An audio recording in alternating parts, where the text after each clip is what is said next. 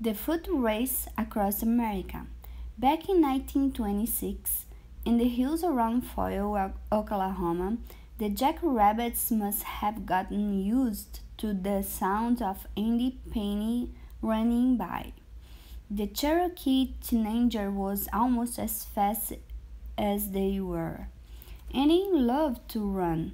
After he finished the morning chores on his family's farm, he ran 5 miles to school. He often got there before his brothers and sisters, who arrived on horseback. I just had a knack for being able to cover the ground on foot, he later explained. In those days, Andy won prizes in many track tournaments, especially long-distance events like the mile.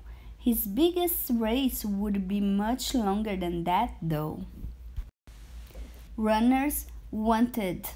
After he graduated from high school in 1927, Andy, now aged 20, went to Los Angeles, California, to look for a job. Work turned out to be hard to find. One day he read an ad in a newspaper that would change his life. Runners wanted, the ad said. An international transcontinental foot race was going to take place in March. The race would start in Los Angeles and end across the country in New York City. There was a distance of over 3,400 miles. The winner would receive $25,000. The 1920s were already known for crazy contests. There were dance marathons, 6-day bicycle races, even people setting records for sitting on flagpoles. A man named C.C. Pyle planned the foot race to found the recently built Route 66, a road that stretched from Los Angeles to Chicago.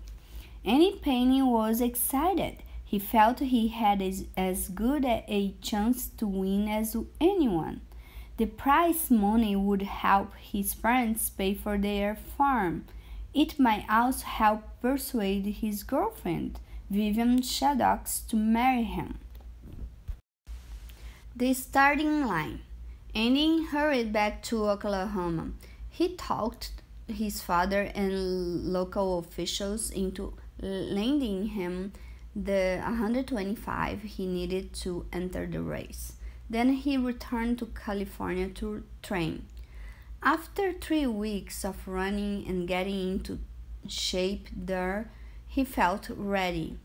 On the morning of March 4th, 1928, Andy lined up with nearly 200 other runners at the starting line. They came from across the United States as well as from other countries, including Finland, Switzerland, Canada, and Italy. They were as young as 16 and as old as 63. A few were already famous for competing in marathons and other long-distance races. One was the son of a millionaire. Most, however, were poor. In 1928, an average factory worker earned $1,200 a year. Winning the prize money would be like receiving 20 years' salary. Finally, the great football player Red Gage gave the signal. Boom! All 199 men sprang forward, each one dreaming of victory in New York City. Over mountains and deserts. The first day of the race was the easiest. All the runners made it to the town of Puente, California, 17 miles away, but it would soon get harder.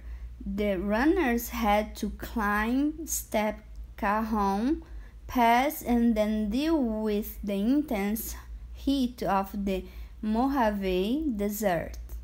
By the 12th of March, 1 week into the race, more than 15 runners had dropped out, tired by the steep climbs and blistered by the desert sun. A record was kept of the runners' time for each day. Surprising many of the more famous runners was number 43, Andy Payne. Andy was running in third place. As the runners left behind California for Arizona, they faced even tougher climbs. By March 21st, more than half of the original 199 had dropped out, including the man who had been in first place, the South African long-distance champion Arthur Newton. The runners had also discovered that C.C. Pyle, the race organizer, was not a man of his word. Instead of the big meals they enjoyed at the start of the race, they were now served poor stews. Often Pyle's big caravan, nicknamed America, was laid with the tents, cots, and blankets, which were never washed. Then the runners were forced to sleep in barns or stables. Andy Payne was having his own troubles. He had tonsillitis and a fever, but he kept up the pace. After the runners had made their way through the snow and mud of northern Texas, Andy entered his home state of Oklahoma in the lead. The Bunny Derby. By now, the foot race was attracting lots of attention. The newspapers had begun to call it the Bunny Derby. But Andy was lucky. He didn't have bunions swelling off the big toes. In Oklahoma City, Andy told a sharing crowd and the governor of the state, "Hope to see you in New York." When he ran through his hometown of Foyle, he took a few minutes to visit his girlfriend, Vivian, and his family, and he bought a new pair of running shoes. Andy was becoming friendly with some of the other runners. One, Joe Salo, had adopted a dog in Arizona named Blisters and ran with Blisters all the way to Missouri. Philippe Granville, a Canadian, believed he could win the race by walking, then changed his mind and began to run. Andy's closest friend was also his closest rival, an Englishman named Peter Gavazzi. They traded the lead from Oklahoma to Ohio. That was where Peter, more than 6 hours ahead of Andy, had to drop out because of a toothache. With 1,000 miles left to go, Andy Payne took over first place for good. The finish line. By the third week of May, the runners were closing in on New York City. The daily distances were getting longer. One day, the men ran nearly 75 miles. C.C. Pyle, the race organizer, was broke. It wasn't certain that he would be able to pay the winners the prize money, but on May 26, 1928, the Buccaneers, as the 55 remaining runners were now called, came flooding into New York's Madison Square Garden. Even though they had been running for 84 days, they had to keep running, circling the arena for another 20 miles before the race was over. In the end, C.C. Pyle did come up with the money. It took 573 hours, 4 minutes, and 34 seconds, but Andy Payne achieved his dream.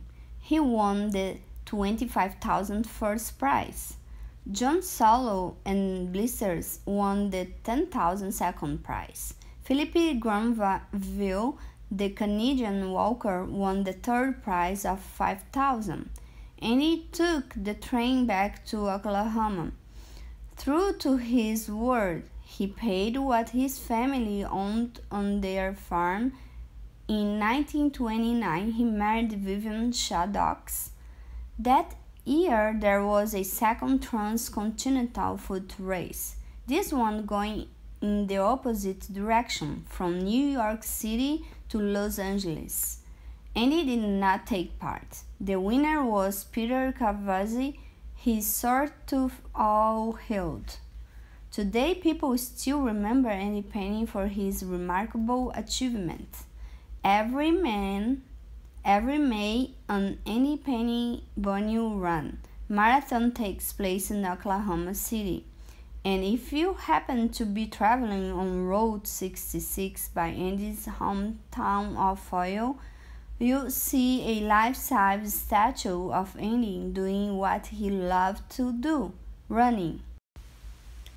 Madison Square Garden occupied this building from 1925 to 1968.